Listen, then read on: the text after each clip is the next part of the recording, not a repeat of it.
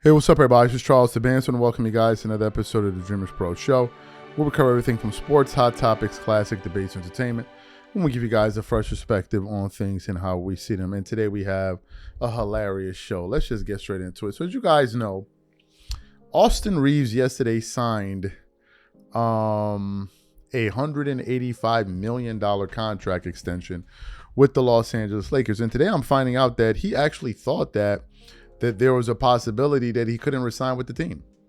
He didn't think that the Lakers were going to be able to meet him at that number, and I think he was playing golf when the news came out, and you could see him like fall on the ground in a sigh of relief because that's how bad he wanted to come back to the Lakers. But once we found out that teams like the Detroit Pistons were going to go after him, the Lakers decided that they needed to act now and be able to get him get him now. So that's essentially what they did. I also want to say something to give myself a quick correction. So I thought that with Reeves re-signing with the Lakers, it would eat into their cap space.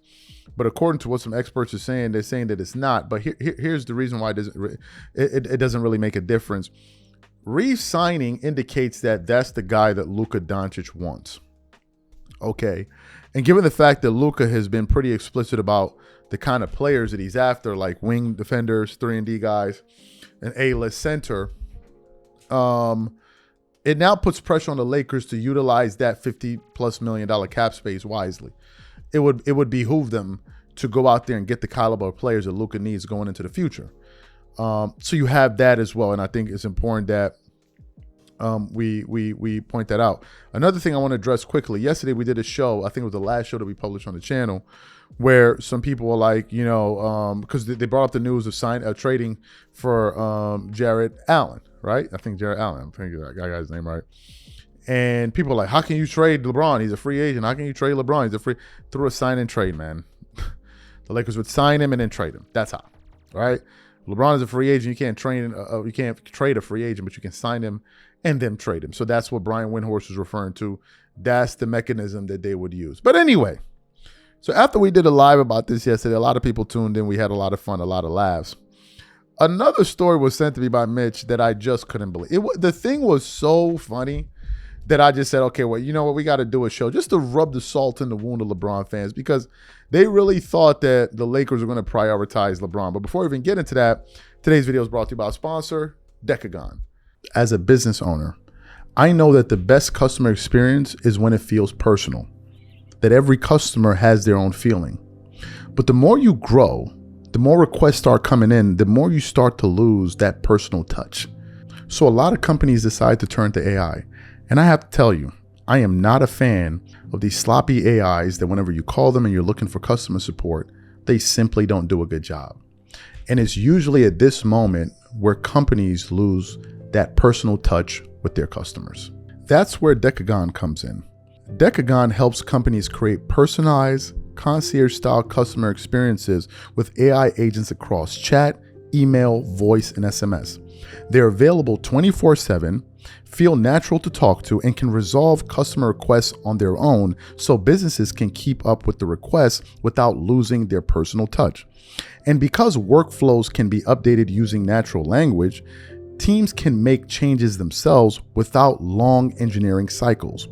Decagon gives your team full visibility into why agents make decisions and what's happening across every conversation. So it's easier to spot trends and improve the experience over time. Decagon helps power millions of conversations every day for brands you know, like Avis, Affirm, Fanatics, and Aura. Ready to transform your customer support? Go to decagon.ai/DREAMERSPRO to get a personalized demo and see what Decagon can do for your team. That's decagon.ai/DREAMERSPRO. Okay, so what we want to do is we want to put up this post here. And this is from Instagram from SBN Basketball. It says, Lakers reportedly serenaded Austin Reeves with his favorite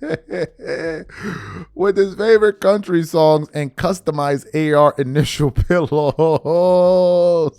And they're meeting to discuss a new deal. Lakers really went all out to keep their guy respect. This is via Shams.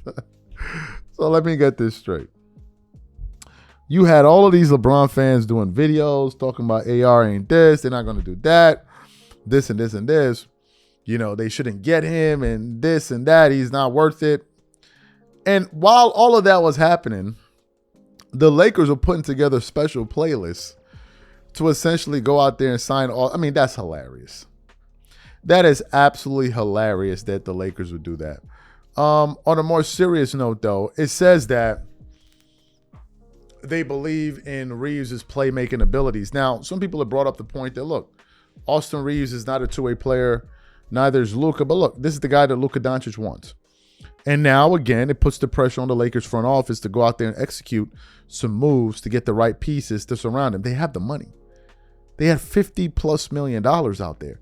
You can go out there and make some and get some guys to pair them with Luka Doncic and Reeves. That's the first thing. The second thing worth mentioning is this. Let's not forget, at the onset of last season, the Lakers surprised a lot of us. They were playing very well with Luka and Reeves as the nucleus of that team. We can't forget that. That actually happened. We saw that with our own two eyes. That happened. Right? So we have a sample size of this. Players like Marcus Smart were stepping up. And now you're telling me you can go out there and get younger and get some really young athletic wing players to pair with these guys? I think the Lakers can make some noise if they utilize the cap properly. But if they're going to go out there and make some boneheaded decisions and maybe try to sign LeBron or something like that and pay him $20, $30 million, then you can kiss your season goodbye. They need to use that money wisely and get someone. In terms of LeBron fans looking at this situation, look, I don't know how else to break it down to you. The Lakers are moving on. And I suggest you guys do the same. Forget about that clown-ass take that Stephen A. Smith talked about. They want to win like as if we haven't watched the Lakers lose for the last 8 years with LeBron on the team. Like, Stephen A. don't even know what he be wanting to say on most days. He just be out there. I don't know what Stephen A. drank for breakfast that morning and woke up and decided to say that. But for y'all need to get to terms with it. And y'all really thought that Reeves and all the stuff that Rich Paul was saying, they were playing country music and gave this dude pillows? Pillows? Are you even serious? Pillows. Just to encourage or just to coax him to come back and sign with the team, that's hilarious. That is absolutely hilarious. Absolutely hilarious. But we do know, prior to LeBron returning last year, he was playing at an all-star level. And when he came back, he screwed up his numbers. We saw it. Now, some of y'all may feel the Lakers weren't the Austin Reeves isn't worth max dollars. Detroit thought he was. And if Detroit thought he was, other teams would have thought the same thing as well. But to play music and serenade him, and I think what did they say?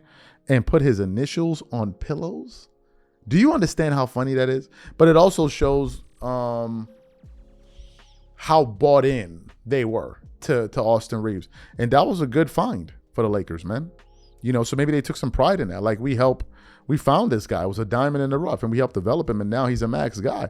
Maybe they wanted to keep a player like that on their franchise. Maybe that was another reason why they decided to keep him. You guys let me know what you think about this in the comments, and we catch you on the next show. Peace.